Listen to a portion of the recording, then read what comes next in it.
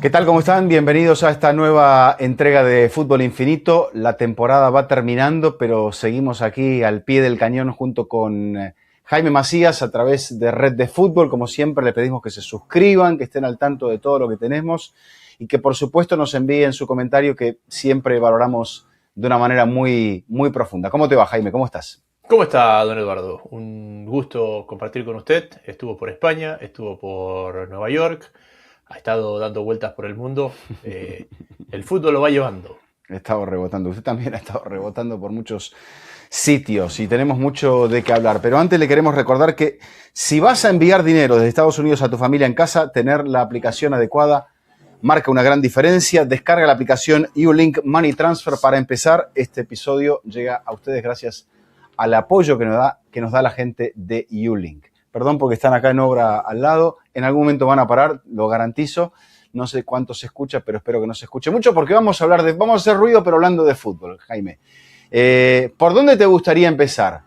Final de la Champions, título del Arsenal. Tengo varios temas. Título del Aston Villa. Hay variado. Título del Arsenal es algo que me preocupa y ahora te explico por qué.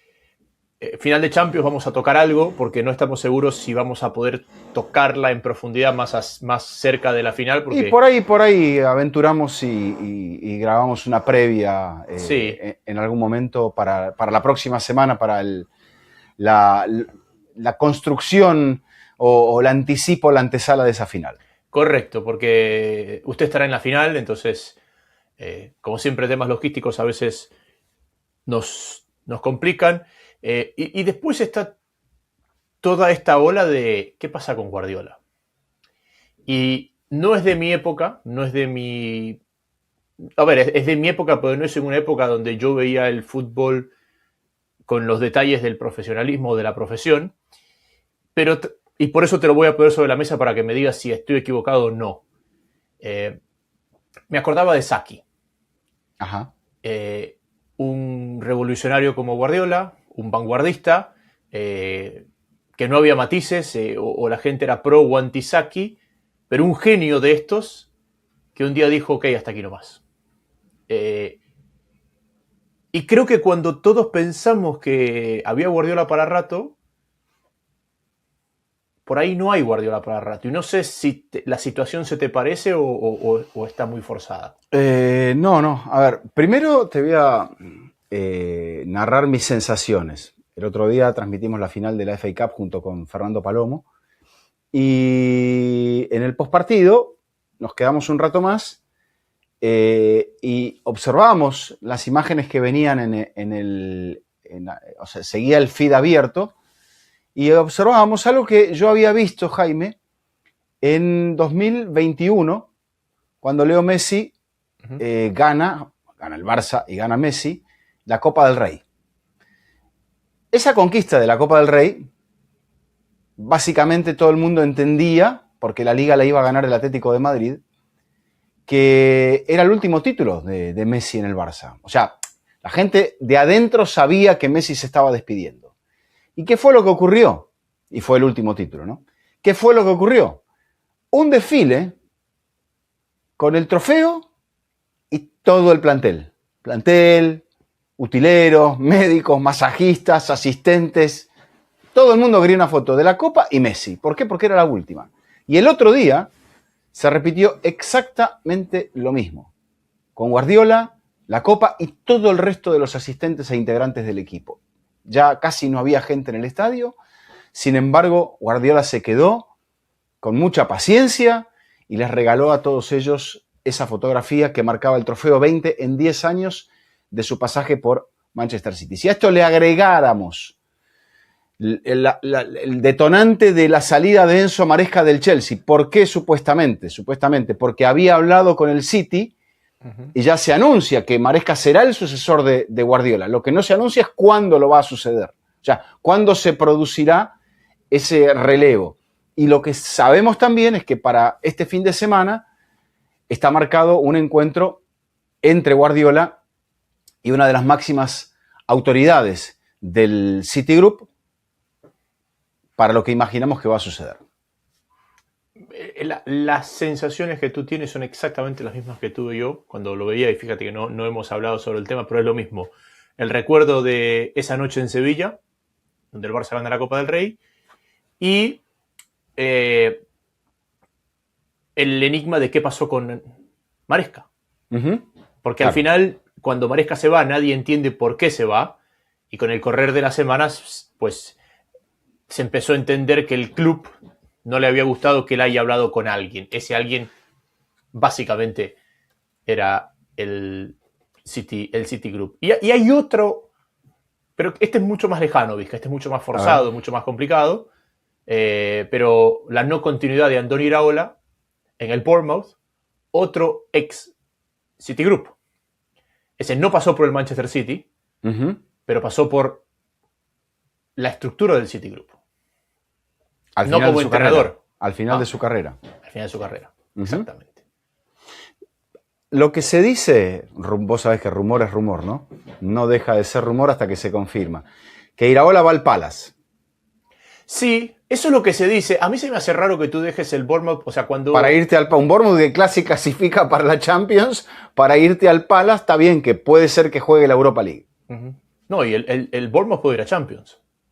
Por eso te digo, bueno, ahora depende de una carambola, lo pierde con el empate que le clava al final del partido en los descuentos Haaland en el encuentro entre Bournemouth y City, pero Bournemouth se estaba dando la oportunidad de ganar en la última fecha y obligar a Liverpool a ganarle para que, si no, en ese caso Bournemouth iba a ser un equipo de Champions League. Igualmente, me parece que en este tema de la construcción de las épocas, de los procesos, de los clubes, de los equipos, es como que si Bournemouth pega ese salto de la nada se rompe. a jugarla, exactamente, se le va a quebrar la espalda, es como que te agarres un peso demasiado grande, ¿qué vas a hacer? Te vas a lastimar la espalda. Y le pasó al Girona, le pasó a muchos otros clubes que pegaron en una gran temporada ese gran salto y que después no pudieron mantener. Mirá, ahora el Girona va a jugar por la permanencia en la última fecha. Contra el Elche una final. Si la gana, se va a quedar. Pero pasa eso. Y bueno, Girona también del City Group. Entre coincidencias. Es este fútbol tan monetario donde yo creo que había una época, hasta antes de el cambio de siglo, donde tu bienestar financiero o tu éxito financiero iba de la mano de tu éxito deportivo. Y llegar a Europa te cambiaba la vida. Hoy los clubes tienen tantos ingresos no futbolísticos que para muchos equipos chicos el ir a Champions los parte. Los que se benefician de ir a Europa son los grandes equipos. Los equipos más pequeños, financieramente les es más rentable la Conference, y por eso se crea la Conference. Para ir paso a paso. Para ir paso a paso, exactamente. Porque tenés que incrementar tu presupuesto de una manera que sea armónica para no romperlo, para después que no te pase, que lo subiste mucho y después no tenías un plantel para jugar en los dos frentes, te fue mal en el torneo al cual clasificaste, generalmente la Champions, porque la Europa League no te da un salto de presupuesto tan grande, no te representa una exposición tan consumidora de energía, con lo cual es más manejable. Si te vas en la fase de liga o en aquel caso la fase de grupo de la Europa League, no pasa nada. Pero en lo de la Champions ahora son hasta 8 partidos, estás comprometido hasta enero, y de repente ya vas mal pisado en la liga en enero y por ahí ya tu entrenador no es el mismo, el mensaje con el plantel no es el mismo, hasta por ahí lo despediste. Yo recuerdo 2 casos, Jaime, de 2 clubes que llegaron a la Champions de una manera inédita. Uno de ellos va a repetir ahora, que es el Real Betis, pero pasó con Udinese y con el Betis. Y cuando Udinese y Betis clasificaron para la Champions, luego penaron. Betis se salvó del descenso en el final y Udinese me parece que también. Con lo cual, viste, hay que estar preparado. Y volviendo al Bournemouth, yo no creo que el Bournemouth esté preparado. Me dirás, siempre sigue generando o contratando talento que después proyecta muy bien, porque la verdad que Bournemouth ha vendido maravillosamente y aún así, ese es el milagro de Iraola, aún así se ha mantenido competitivo. Es más, ha elevado su nivel. Después de vender a los Semenyo, a todas las figuras, a los Hausen, a Zabarni, a Kerkes, ha vendido un montón, ha vendido por un montón y sigue siendo competitivo. Sí, pero yo coincido contigo y el mejor ejemplo es el del Girona, porque el Girona debe ser el único ejemplo, yo no recuerdo otro ejemplo, que pasó de nunca ir a Europa a Champions. Es decir, Claro, que el primer torneo que juegues en Europa sea la el Champions. primer torneo. Acuérdate que hay un año, Vizca, el año que el Villarreal desciende. Sí, Ese también año juega la Champions, sí, sí. Sí, no es, ellos ya habían jugado Champions el año de la semifinal. Es cuando Claro. ellos vuelven a la Champions que terminan descendiendo, juegan Exacto. Champions y descienden. Pero bueno, esto de Guardiola. Creo que juegan Champions y después encima de todo tienen el rebote de la Europa League. Mirá, creo estar casi seguro. Me parece que sí. Para ti también te da esta sensación. Y la sensación que me daba de Guardiola es, ok, ¿y ahora qué? ¿Y ahora dónde? Creo que esperar. Mirá, estaba pensando en algo. ¿Quién fue el gran maestro de Guardiola? Johan. Johan. Muy bien. Johan dirigió a 2 clubes nada más. Uh-huh. Dirigió al Ajax por 2 temporadas y media y después dirige al Barça. Uh-huh. Se va del Barça cuando todavía no tenía 50 años. No había cumplido los 50, tenía 49. Lo único que vuelve a dirigir es a la selección de Cataluña. Bueno. ¿Y Arrigo? Arrigo más o menos lo mismo. Se va de Italia, bueno, dirige al Atlético de Madrid, si no me equivoco. Pero fue como un paso ahí fugaz. Después dirige Italia en el Mundial porque él pierde la final del 94. Del 94, sí. Y ahí. Y de ahí fue director deportivo muchas veces. Sí, pasó por el Real Madrid, correcto. Sí. Lo último que dirige es al Parma. Después de Italia dirige al Milan, después al Atlético y después al Parma. Y en el Parma confiesa Arrigo, por aquel entonces, con 50 y pico de años, tenía 54, 55 años, tenía cuando en su último pasaje por el Parma, entre paréntesis, Guardiola también tiene 55 años, que no podía, dirigió 3 partidos al Parma, Jaime, que ya no, primero que no tenía lo mismo y que sentía mucho temor de dirigir, que le provocaba hasta vértigo, que se sentía como que le daba miedo, tenía como ataques de pánico. Sí. Y después de ello lo único que hace es tomar cargos de escritorio. Sí, y que él es director deportivo de Florentino en el primer paso por el Real Madrid. Exacto. El primer paso de Florentino por el Real Madrid. Sí. Sí. Y yo veía esto y después esto lo conecto con el Arsenal, ¿verdad? El Arsenal ha sido disruptivo en la temporada. Y lo disruptivo no siempre es bonito. Es decir, el Arsenal ha sido campeón con sobra de merecimientos. Es más, el Arsenal ha encontrado una forma de competir sin ser, a mi gusto, en la previa, el mejor equipo de la Premier o el segundo mejor equipo de la Premier. Yo creo que el Arsenal partía en un tercer pelotón. Partía por detrás del Liverpool y por detrás del Manchester City como favorito para ganar la Premier. Es más, creo que en plantel el Arsenal también estaba por detrás de esos dos equipos. Ahora, el Arsenal ha sido un equipo que ha encontrado, con sobra de merecimiento, repito, cada milésima del reglamento y cada .00 de cada estadística que encontró para ser campeón. Es un equipo milimétrico. Su mérito es que no se equivoca nunca. Su mérito es que la ejecución del plan es perfecta, pero es un equipo que no representa la esencia del fútbol, ¿ok? No por eso es menos campeón. ¿Qué es lo que sucede? Cuando un equipo logra encontrar esta letra fina de la data para salir campeón y lo logra hacer, se viene una ola detrás. Lo que hace el Arsenal no es tan diferente a lo que ha hecho el Brentford. Lo que pasa es que el Brentford no tiene los reflectores, ni ha sido campeón. Esto nos puede generar que se nos venga una ola de un exceso de data en la puesta en escena en el fútbol. No hablamos tanto del París, porque el París es un poquito más vistoso. Pero el propio partido frente al Bayern de Múnich, donde el París voluntariamente tiró la pelota 16 veces para que Olise haga los laterales, no necesariamente representa la esencia del fútbol. Entonces, creo que vamos a entrar en una ola donde todos los que no son el rey del barrio van a entrar en esa dinámica de maximizar todo esto. Se nos va a aplanar el fútbol. Y yo no sé si en eso también está un poco este mensaje de Guardiola o esta despedida de decir, ok, esto es un nuevo fútbol y yo no sé si no tengo las armas o yo no quiero ser parte de eso. Uh-huh. Para mí todo está medio conectado y sé que hablé demasiado y que me explayé. No, te voy siguiendo perfectamente, me parece que es muy interesante y es muy coherente. ¿Sabes en qué estaba pensando? La única persona que me lo dice. ¿Sabes en qué estaba pensando? En los 60, cuando los clubes italianos, sobre todo el Inter de Helenio Herrera, profundizaron esa idea.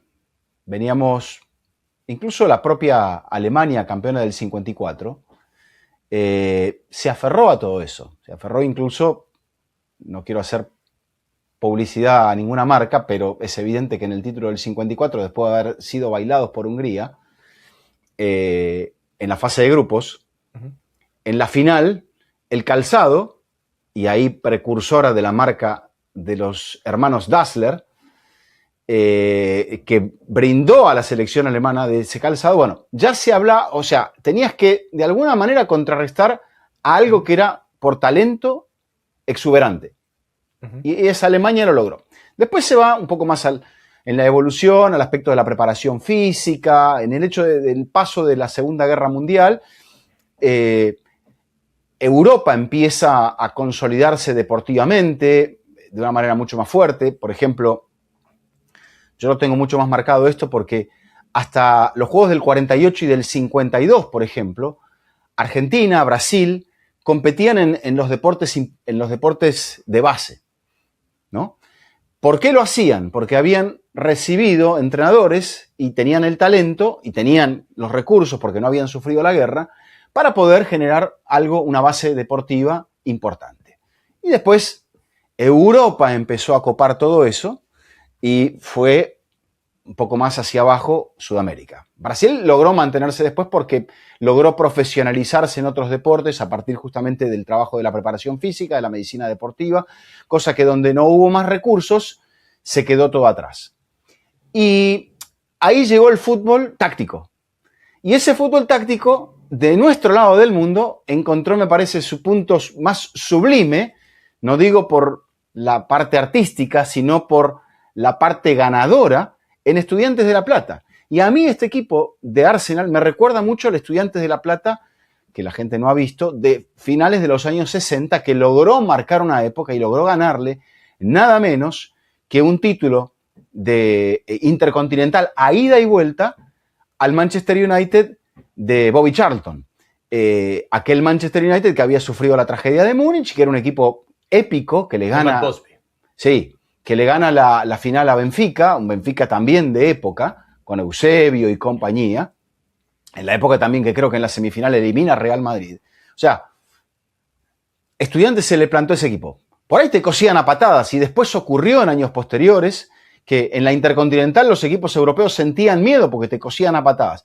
No es el caso del Arsenal. El Arsenal no te va a golpear, pero sí, como bien decís, te va a tocar ciertos aspectos del juego. Y estuvo a un punto nada de que en el partido contra el West Ham el VAR tuvo que revisar la jugada del empate que no fue de West Ham por justamente muchas cosas que sí los delanteros del Arsenal habían hecho. Quizá no de una manera tan obvia como ese abrazo a David Raya, pero sí me parece que Arsenal sacó provecho de todas las endijas que el reglamento les dejó y es ahora un gran heredero del 1-0. ¿Cómo elimina al Atlético de Madrid, otrora señalado como el unocerismo perfecto, con un 1-0? Sí, y cuando digo esto no estoy hablando solamente de los corners, es también el abuso de la data de decir, ok, ¿dónde caen los rebotes? En los tiros de esquina. Entonces aquí ponemos, si yo centro, desbordo por la banda, si yo centro tengo un 25% de posibilidades de gol, pero si yo genero un córner tengo un 50%, entonces forcemos el córner. ¿Me explico? Es eso. Después quiero pasar al tema del reglamento y de los cambios que van a venir, porque me parece que esto puede llegar a modificar un poco esta tendencia de juego. Bueno, es que la realidad es que si eso se está hablando en apenas una temporada de esto, creo que hay mucha gente que quizás tiene esa preocupación. Uno de ellos, el histórico del Arsenal, Wenger, que es la cabeza. El que maneja, sí, las propuestas reglamentarias ante FIFA. Porque, ¿en qué pensaba yo?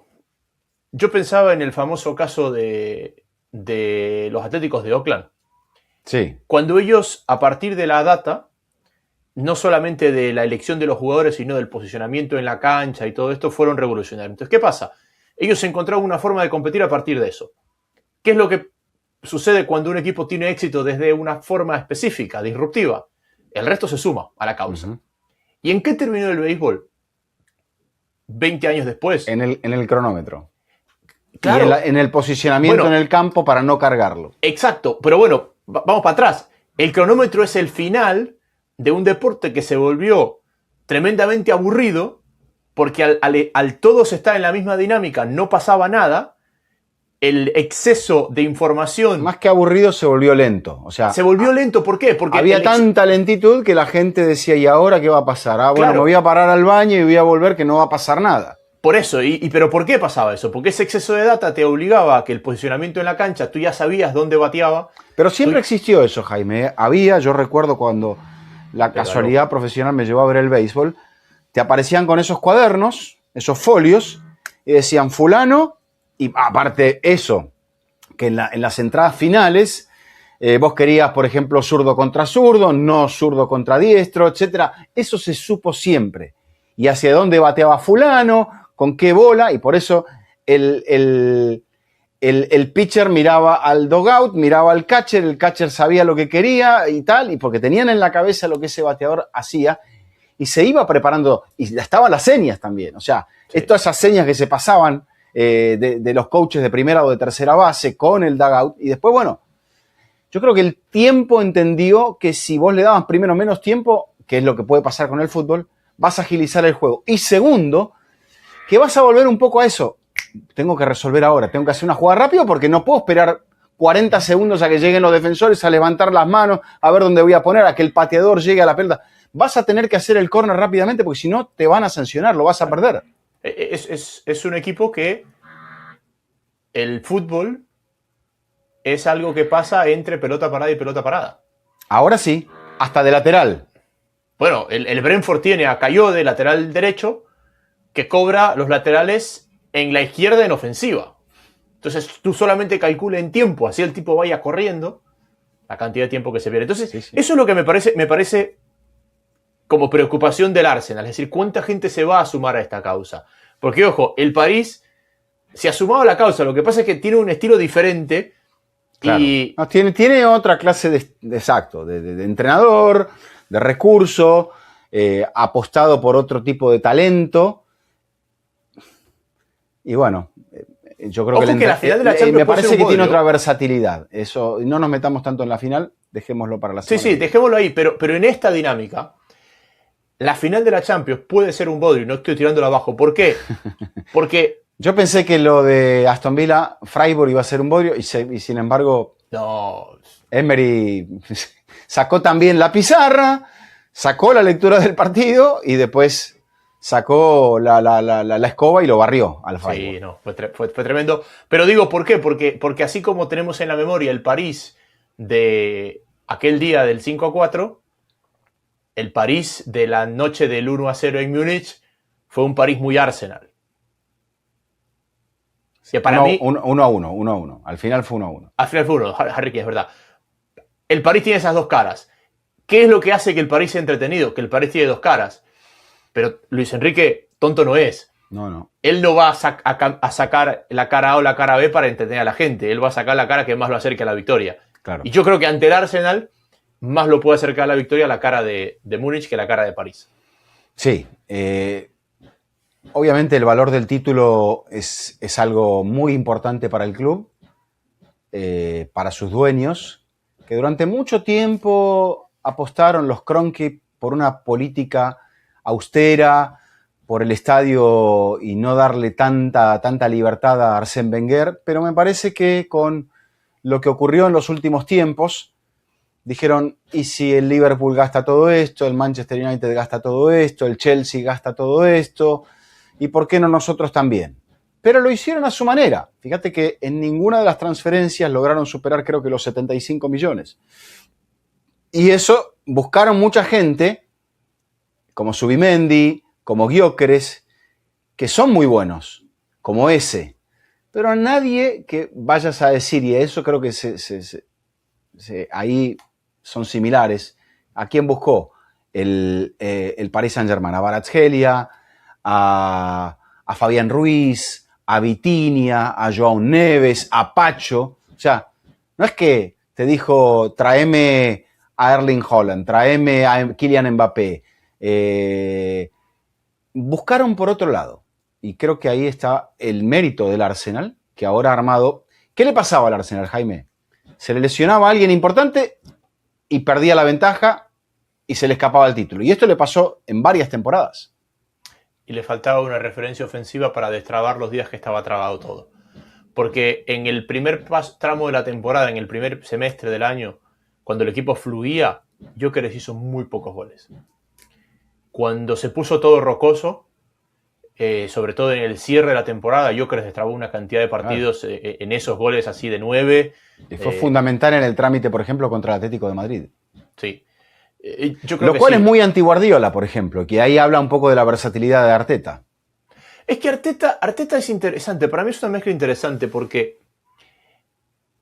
yo siento que su maestro es mucho más... se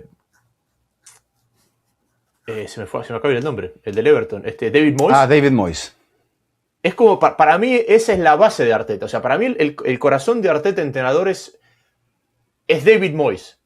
Y tiene pinceladas de Wenger y de Guardiola en ciertos momentos, pero su equipo es mucho más un equipo rígido y rocoso. Se volvió. Creo que empezó siendo un poquito más suelto, pero como bien decías, en la primera parte, sin tanto peso de Gyökeres, el peso estaba en la pelota detenida.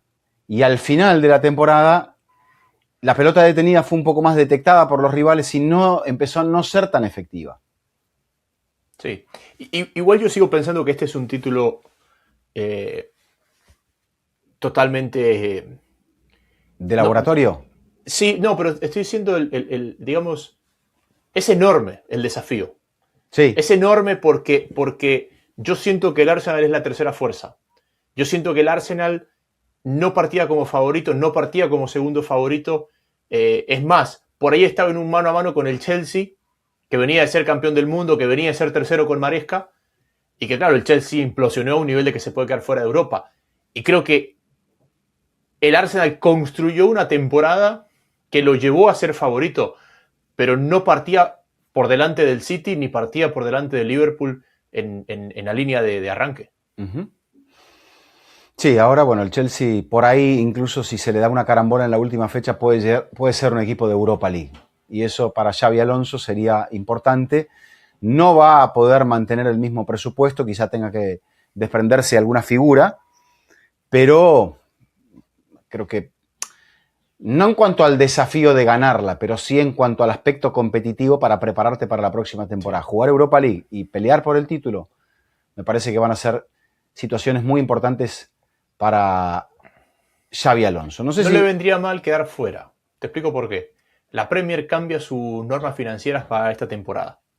Las normas anteriores, las normas que acaban en este año, decían que... Ahora está en Conference, por ejemplo.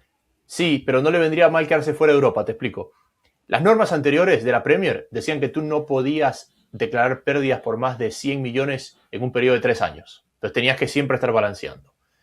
Las normas nuevas dicen que tú no puedes gastar más del 70% de tus ingresos en plantilla, sea por transferencia o sea por salarios. Okay. Si estás en Europa. Si no estás en Europa, puedes llegar hasta el 85%. Entonces eso te abre una ventana que puedas acomodar, porque es un plantel... Muy largo. Pero lo que pasa es que es un plantel muy vasto y por ahí hay otros que quieren pescar con talento del Chelsea están vislumbrando eso. Porque ¿qué hizo el Chelsea cuando cambió de propiedad? Empezó a comprar jugadores con contratos larguísimos. Entonces, ahí tenés gente que quizá la tenga, Joao Pedro, Cucurella, Fofaná, Enzo Fernández, el propio Garnacho. O sea, hay gente y ahí podés sacar 300 millones tranquilamente. Entonces, ahí el Chelsea va a tener que hacer sus cuentas para entender con qué futbolistas se puede quedar y con qué futbolistas no, pero desde el punto de vista, como bien decís, reglamentariamente de la ingeniería financiera. Correcto. Es un poco por Inglaterra, no sé si se nos está quedando algo del título del Arsenal. Creo que no, bueno, la temporada también, fíjate, el Tottenham gana la Europa League, elige al técnico quizá no correcto para ese proyecto, para ese club, y termina viviendo un desierto lamentable en el final de la primera vuelta hasta que llega De Zerbi, últimas 5 o 6 fechas del final del campeonato, y ahí con la soga al cuello parece que va a zafar. Ya, se va a salvar gracias a Emery. El empate le va a valer, sí. Se va a salvar gracias a Emery. El empate le va a valer, porque la diferencia de gol es muy favorable con respecto a West Ham. Inclusive perdiendo, si no gana el West Ham, se salva. Correcto, pero ponele que gane. Y con el empate tendría que ganar West Ham por 11 goles, ¿no?, para poder superar al Tottenham Hotspur, equipo que ha jugado en Champions, equipo que, en fin, que no ha hecho pie nunca desde la salida de Mauricio Pochettino. No. Pero eso por ese lado. Yo creo que por el otro frente nos espera Real Madrid. No sé si en el especial que hiciste el otro día, porque te miento, no lo escuché. ¿Hablaste de la conferencia de Florentino? Don Florentino Sí, Pérez. Por supuesto. ¿Qué te dejó? Ahora, ya con la semana me dejó un dirigente que se tomó 4 cafés dobles y que no podía frenar la lengua. Que tiró todos los balones hacia afuera, no se hizo cargo de nada, manifestó una retórica que me parece que es, bueno, muy de esta época, ¿no? De quejarse por las cosas que supuestamente no se te dan en lugar de fijarte un club que ha ganado 15 Copas de Europa, Champions. Y bueno, yo creo que no me pareció de lo más agradable de Florentino, pero le abrió la puerta a Enrique Riquelme, este empresario que tiene hasta hoy para presentar los avales en este llamado muy...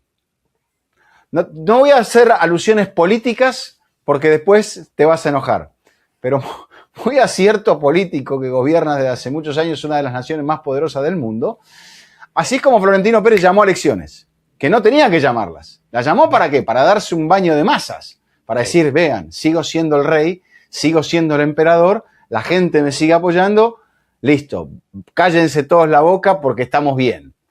Y este señor Riquelme tiene que presentar ahí más de casi 130 millones de euros en avales para poder competir con Florentino, hacer una campaña en 15 días y tratar de sacar a Florentino, que ha conducido a Real Madrid durante casi todo este siglo. Y también me parece que Real Madrid se terminó... A ver, creo que hemos hablado que la gestión deportiva del Madrid ha sido muy pobre en los últimos años. Es el motivo por el cual se encuentra en la situación en la que está desde lo futbolístico. Y la gestión deportiva incluye la elección del entrenador. Futbolístico e institucional, te diría. A ver, entonces, digo, punto 1, lo futbolístico. Después, en lo institucional, se ha abierto una gran cantidad de frentes en los que ha terminado perdiendo en todos. Tema estadio, tema Superliga, tema enfrentamiento con la Liga. Uh-huh. No ha logrado ganar en ninguno de esos frentes. Y me parece que eso ha terminado por condicionar muchas de las cosas que después terminaron repercutiendo en la gestión deportiva del club. Y que al final el Real Madrid es el Real Madrid por sus éxitos deportivos, que los ha capitalizado como ningún otro equipo en el mundo, porque ha ganado como ningún otro equipo en el mundo, pero no deja de ser un club de fútbol. No deja de ser un club de fútbol español que convive con la realidad de la Liga Española y que convive con la realidad de lo que significa ser el más grande de España es. Y que hay un momento donde me parece Florentino, con una visión empresarial y vanguardista, que creo que es uno de los motivos por los cuales el Madrid ha tenido estos 20 años donde ha crecido más de lo que nunca en su historia había crecido. Pero claro, ese siguiente paso de su visión vanguardista ya no solamente buscaba que el Real Madrid sea una marca global, sino que el Madrid compita de forma global. Y eso significaba que tenía que despegarse de su realidad de ser un equipo español, de una ciudad española, que compite en la Liga Española, cosa que futbolísticamente, es imposible. Uh-huh. O sea, los clubes son de donde son y compiten en las ligas de donde son. Después puede haber 300 competiciones sobre esas, pero no puedes despegarlos de ahí. Y ahí es donde me parece hay muchos frentes que se abren y se terminarán fraccionando muchas situaciones. ¿Ha perdido la visión, Florentino, aquella visión que tuvo? No te digo la visión de ver, para leer, para observar, sino la visión para planificar. ¿Me estás preguntando? Sí. Yo creo que ha perdido la paciencia. Yo creo que estas derrotas institucionales lo han hecho perder la paciencia. Porque siento que Florentino, fuera de ser una mente brillante y una mente vanguardista, ha sido siempre paciente en la ejecución de esos planes. Su camino a ser presidente del Real Madrid, el crecimiento desde los Galácticos, después estos 15 años donde el Madrid ha sido el rival a vencer en todos los frentes.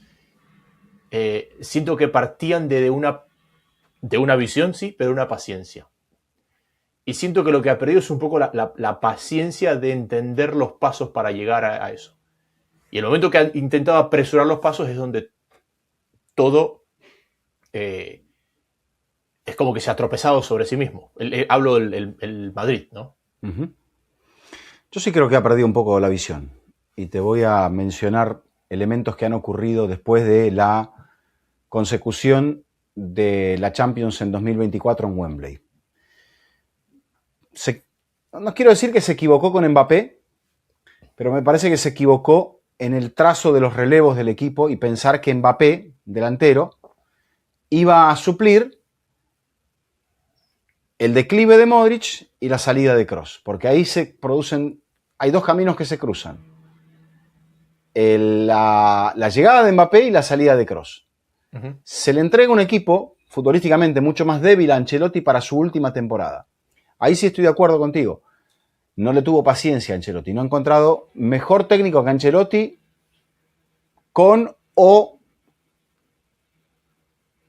más arriba, más abajo, eso lo dirán ustedes, Zinedine Zidane. ¿Qué tenían ambos? Una espalda, Zinedine Zidane como la fue ganando como entrenador, pero la que tenía como jugador y como persona de Real Madrid gloriosa, creo que eso lo colocaba en una categoría de intocable ante Florentino. Florentino, me da la sensación, es que él se inclina ante poca gente. Y o son cracks o son gente muy poderosa. Y en el fútbol lo único que te puedes dar es o muy triunfadora, como el caso de Ancelotti, o muy crack como Zidane. Entonces ahí es donde el camino se empezó a torcer. Mbappé sí hizo la misma cantidad de goles en un año calendario que Cristiano Ronaldo, pero resultó ser que el Madrid empezó a venirse para abajo, se lo despidió a Ancelotti como si no hubiese ganado nada, se despidió a Modric, que no sé si hubiese aportado algo, pero me parece que evidentemente algo hubiese aportado, algo significativo, o sea, si Modric te hacía ganar un título o te podía servir como amalgama del vestuario. Probablemente eso sí lo podía hacer. Luego, ahí sí estoy contigo, la poca paciencia. Primero la poca visión. Trajiste a Xabi Alonso para despedirlo a los 6 meses. O sea, ¿qué pasa con el Real Madrid? Luego ibas líder en el torneo de la Liga, venías bien en Europa, Xabi Alonso había perdido un solo partido contra el Atlético de Madrid y te fuiste al exilio porque entregaste el estadio para jugar NFL.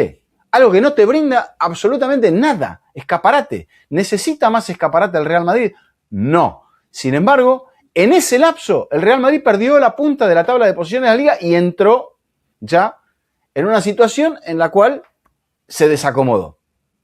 En el medio de todo eso, el affair Vinicius en el medio del clásico con Xabi Alonso. El presidente se cayó la boca. Y finalmente puso a Arbeloa.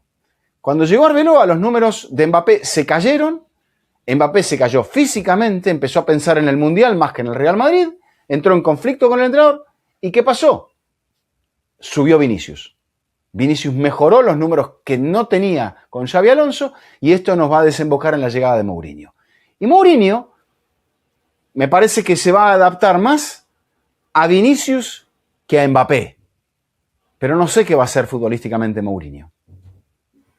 A mí me gusta la llegada de Mourinho, no porque sea campeón de Mourinho, sino porque siento que el monstruo es tan grande que el único lugar donde los segundos episodios han sido exitosos o superado lo anterior es en el Real Madrid. Porque el monstruo es tan grande que le va mejor al que llega, el que sabe a lo que llega, que el que llega nuevo. Y fíjate, o sea, es lo mismo, Vizca. Hablabas, Ancelotti y Zidane, 2 episodios cada uno. ¿Quién estuvo antes de Ancelotti? Mourinho.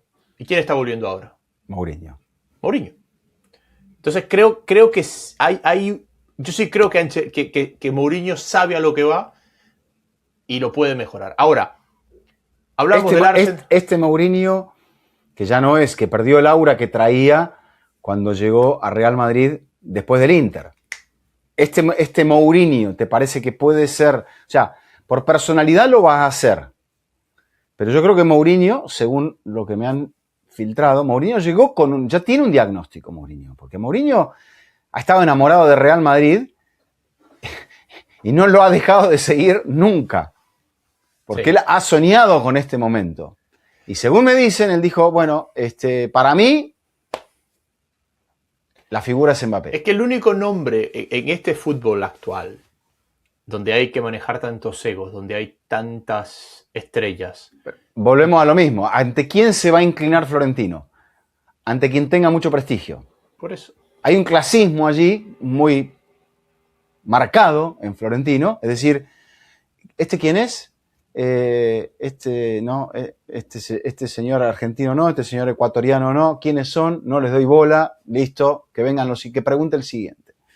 Y así es, me parece, porque él algo vio con Xabi Alonso que no le gustó, le bajó el pulgar inmediatamente, Jaime, porque si no pudo respaldar, o sea, en una situación de caos, vos no podés no actuar cuando un futbolista es cambiado, cuando le has dado el poder a un entrenador para cambiar a un jugador, y en ese momento, futbolísticamente, el Madrid andaba bien. Por ahí él no estaba de acuerdo con el cambio. ¿Quién? Por ahí él no estaba de acuerdo con el cambio. ¿Vinicius o Florentino? No, arriba. ¿Con qué cambio? ¿Con la llegada de Xabi Alonso o con la salida de Ancelotti? De Vinicius, o sea, cuando Vinicius tiene ese desplante. ¿Y por qué no estaría de acuerdo? No sé. No, estoy buscando respuestas, no estoy en desacuerdo contigo. Estoy como que tirando más ideas a la mesa, no estoy en desacuerdo contigo. Yo creo que tienes razón. Creo que tienes razón, pero en ese sentido, yo lo que veo es que estamos llegando al fin de un grupo de entrenadores, grandes gestores. Es un poco lo hablaba yo ayer de Emery, ¿no? Yo creo que hay entrenadores que son grandes gestores y hay entrenadores que son grandes estrategas. Emery es un gran estratega. No sé si puede gestionar los egos. Ha aprendido. No estoy seguro si tú lo tiras en un vestuario del Barça, en un vestuario del Real Madrid, en un vestuario del City, puede gestionar esos egos. Lo que sí ya tiene, pero ya sabes lo que ya tiene más prestigio. Está bien, pero como estratega es genial y después tienes grandes gestores. Y después tienes estos genios, los Guardiola, los Ancelotti, los Klopp, que tienen las dos cosas. Estamos llegando al final de esa gran generación de entrenadores. Al punto que Guardiola creemos que está diciendo, bueno, a este ritmo hasta aquí llego, voy a seguir, pero de alguna otra forma. Y el único nombre que a mí se me ocurre, aparte de Mourinho, que puede entrar ahí y decir, aquí mando yo, nunca va a ir. Se llama Luis Guardiola. Enrique Martínez. Ah, claro. Que se llama Luis Enrique Martínez. Sí, sí, sí. Pero si tú pones en ese vestuario a Arteta, a Kompany, a Kibu, van a correr con la misma suerte que Xabi Alonso. Claro, claro. Y por ahí en la pizarra, Pero Luis son Enrique igual de ya brillantes que decidió, Xabi pero Alonso. Luis Enrique ya decidió sobre una situación similar en Paris Saint-Germain. Y fíjate que en ese punto clave de 2024, Madrid campeón ante el Dortmund, llegada de Mbappé, retiro de Kroos, Ancelotti debilitado. ¡Ting! ¿Qué pasó? Llegó Luis Enrique a Paris Saint-Germain. Y bueno, ahí el hombre dijo... no, ahí ya llevaba un año. El Dortmund Dijo, le da la salida después de darle muchas oportunidades a Mbappé. Vizca, el famoso video Sí. de Luis Enrique con Mbappé es en la previa de la final, de la semifinal contra el Dortmund, Sí. donde el París queda fuera y por eso la final es Madrid. Correcto. Dortmund. Sí. En cuartos venía de eliminar al Barça, Uh-huh. con un gran Mbappé y un gran Dembélé, pero incluso para aquel Dortmund que no era un equipo tan talentoso, pero que aún así lo sacó a Paris Saint-Germain y después le hizo un gran primer tiempo a Real Madrid, se necesitaba que todos participaran activamente en la idea de Luis Enrique. O sea, Luis Enrique descartalo totalmente. No va a llegar. No, por eso, pero es el único. El resto se los van a comer vivos allá adentro. Pero se los van a comer vivos porque tiene que bajar el presidente. En lugar de subir el presidente, hablar de los árbitros, tiene que bajar al vestuario a defender al entrenador. Ahora, vuelvo a un tema más futbolístico y deportivo. El fútbol, hoy, este fútbol moderno, de lo que explicábamos del Arsenal, lo que hablábamos del París, el fútbol es de los mediocampistas. Y el primero que lo descubre es el Real Madrid. Claro. Cuando te gana la Champions con Kroos, Modric y Casemiro. Ya lo había descubierto un tal Guardiola, ojo. Que te Sí. dijo, yo quiero jugar con, si puedo, con 10 mediocampistas. Dame Sí. 10 mediocampistas. Sí, pero estaba contando a Messi como mediocampista. Bueno, y también a Dani Alves, y también a Vidal, y también a Piqué. Pero, ¿qué es lo que pasa? El Madrid se le van los tres de arriba, se queda solo Benzema, y todo el mundo dijo equipo acéfalo, y de repente el equipo compitió igual. ¿Por qué? Porque tenía esos tres. Y el fútbol se nos llenó de mediocampistas, porque el fútbol de posesión como herramienta para defender se nos llenó de Modric Balón de Oro, de Rodri Balón de Oro, de un Leverkusen plagado de mediocampistas, de un Arsenal. Debió haber habido más balones de oro en Kroos, en Iniesta, en Xavi, pero no los hubo porque mandan los goles. Porque mandan los goles. Pero en esta dinámica donde estamos en un fútbol donde dime cuál es tu mediocampo y te diré para qué aspiras, el mediocampo del Madrid es la zona donde el equipo menos se ha reforzado. En la zona, bueno, se vio en el Clásico, donde menos talento entonces, con la pelota al pie había, porque el único que te pudo intentar algo fue Brahim. Mientras los equipos se alejan de tener un exceso de talentosos en el último tercio porque les descomponen el mediocampo, el Madrid no solamente que no reforzó su mediocampo, sino que reforzó su ataque y agregó uno más. Es decir, ¿dónde está el corazón del City? ¿Por qué el City está en uno? Porque no estuvo Rodri. Claro. Y no son malos los otros, pero no son Rodri. Claro. Y el Arsenal hubiera sido campeón sin Declan Rice. No. Y el Chelsea estaría peleando el descenso sin Moisés Caicedo y Enzo Pérez. Sí. ¿Y qué es la zona que se le da, que no tuvo el Tottenham durante la temporada? Su mediocampo estuvo ausente todo el año. Claro. Lo perdiste a Maddison, se te fueron cayendo soldados y el equipo... ¿Por qué revivió el United? Porque Carrick recuperó a Casemiro. Ajá. Bueno, y a Bruno Fernández, y recuperó la estructura, básicamente. Entonces, tú ves en la plantilla del Real Madrid, desde la confección, desde los nombres, o sea, desde las características de los jugadores, olvidemos si son buenos o malos, las características. Es una zona acéfala. Totalmente. Sí. Bueno, muchos intentos fallidos que ahora se ve que hay que meterle mano a ese sector hay que meterle mano también, me parece, a un 9, alguien que trabaje para el equipo, y por ahí hacer lo que decía Xabi Alonso, a cambiarle de banda a uno de los dos, a Vinicius o a Mbappé. Yo creo que va a ser a Vinicius. A ver qué lectura hace Mourinho. Pero le queremos recordar, Jaime, a la gente que si van a enviar dinero desde Estados Unidos a su familia en casa, tener la aplicación adecuada va a marcar la gran diferencia. Con YouLink puedes enviar dinero a toda Latinoamérica con excelentes tipos de cambio y comisiones reducidas a partir de una tarifa $0. Con la Copa del Mundo a la vuelta de la esquina tendrás acceso a promociones exclusivas y la oportunidad de ganar el balón oficial de la Copa del Mundo 2026. Descarga la aplicación YouLink Money Transfer para empezar. Bueno, ¿con qué quiere cerrar? Estaba viendo si los balones que tengo. Bueno, ya va a llegar ese. El del 26. Sí, estaba pensando, en alguna parte tengo el del 2010, pero no sé dónde está. Bueno. Pero bueno, ¿con quién quieres cerrar? Cuénteme, ¿con quién quieres cerrar? Para cerrar, no tenía esa misma pregunta para ver con qué querías continuar. Porque me parece que Simeone ha demostrado que está cansado, pero que va a seguir. Vamos a ver con quién refuerza el Atlético de Madrid. Por ahí es Bernardo Silva, que puede ser que eluda la tentación de ir a Real Madrid, donde va Mourinho. Habrá que ver qué es lo que decide Bernardo. Candidatos no le faltan. Y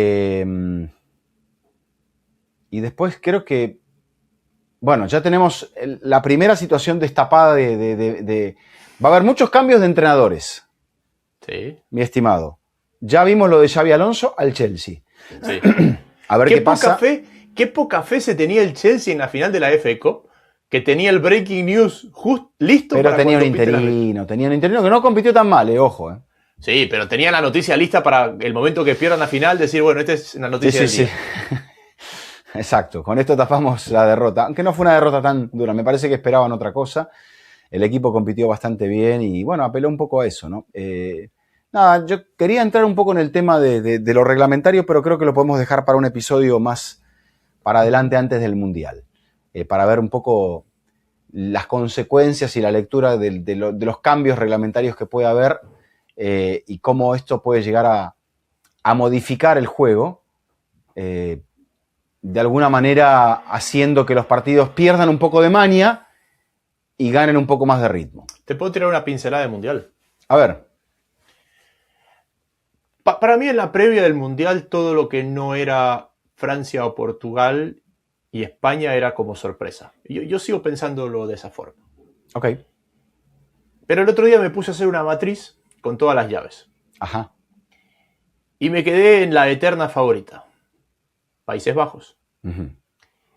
Hay dos cosas con Países Bajos que me dijeron, ajá, ojo. Primero, Países Bajos va por la llave de los anfitriones. Es decir, Países Bajos puede enfrentar a equipos a los que es claramente superior, al menos hasta semis. Punto Claro. 1. Pero punto 2. En esta definición de temporada, acuérdense que venimos del Mundial de Clubes. Uh-huh. Que el Arsenal se está pegando una paliza de 60 y no sé cuántos partidos. Creo que van a ser 63. 63. Y toda esta situación. Este es un Mundial donde tienes que jugar un partido más para aspirar al título. Este es un Mundial donde la temperatura va a ser un papel preponderante, como lo fue Brasil. Uh-huh. En Brasil fue parecido. Ok. En algunas sedes sí, la humedad y el calor fueron importantes. Primero, Países Bajos tiene profundidad. Es decir, no hay tanta brecha entre los titulares y suplentes de Países Bajos. Pero sobre todo, en esta definición de temporada, todos los titulares y alternantes no están en instancias finales de nada. Uh-huh. Para mí, eso, en un año de Mundial y con esos detalles, es clave. Sí, Mientras que entre franceses y portugueses en la Champions van a llegar muy cargados. Por ejemplo, te digo como ecuatoriano, totalmente orgulloso, Pacho e Hincapié. No es bueno, o sea, no es una buena señal. No. Que te lleguen. Pacho no ha jugado los últimos partidos, creo que se va a recuperar para la final, pero está tocado. Nuno Méndez está tocado. Por eso. Tómalo como Ecuador. Incluso para Marruecos, Hakimi está tocado. Para España, lo que decías, Lamine Yamal está tocado. Han perdido a Fermín. Rodrigo no está al 100%, Merino pues, puede faltar también, que me parece fundamental en la Eurocopa. Zubimendi va a jugar la final allá. Zubimendi va a jugar, pero no está siendo titular Zubimendi. Entonces, por ahí quizás no está siendo titular porque jugó tanto al principio que acabó perdiendo nivel. Yo lo veía como Ecuador y decía, ok, Ecuador tiene 3 jugadores claves. Hincapié, Pacho y Caicedo. 2 de ellos van a jugar la final de la Champions, es decir, van a final.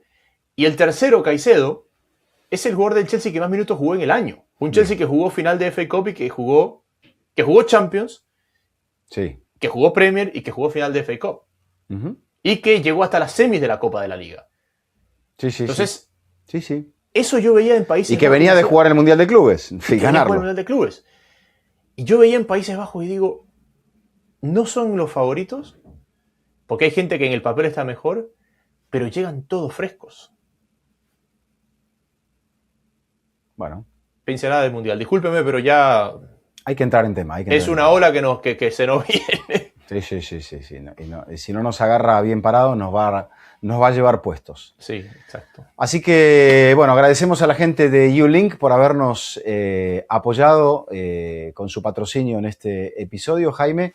Y bueno, siempre nos quedan algunos temas, pero ya estaremos allí para rellenarlos en cualquier momento. Agradecemos a la gente, por supuesto, que se suscribe, su mensaje, sus opiniones en cuanto a esto. Ahí dejamos temas de la revolución del Arsenal.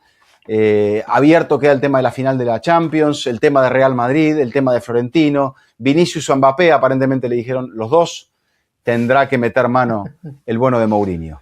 ¿Cómo viene su agenda laboral? El lunes partiré a Budapest. O sea, ¿tiene Liga fin de semana? Sí. Liga, Inter Miami y partir. Perfecto. Pues muy bien. ¿Usted? ¿Definición de Premier? Sí, definición de Premier. Y yo voy partido a partido. Está muy bien. Yo voy partido a partido. Está muy bien. Pero bueno, nada, como siempre, Leonardo, un placer. Igualmente, Jaime. Este ha sido un nuevo episodio de Fútbol Infinito y será hasta la próxima. Hola, ¿cómo están? Soy Carmen Boquín. ¿Te gusta todo el contenido de Red de Fútbol? Bueno, te invito a que te suscribas, actives las notificaciones y así no te perdás nada de todo lo que te traemos. ¡Chao!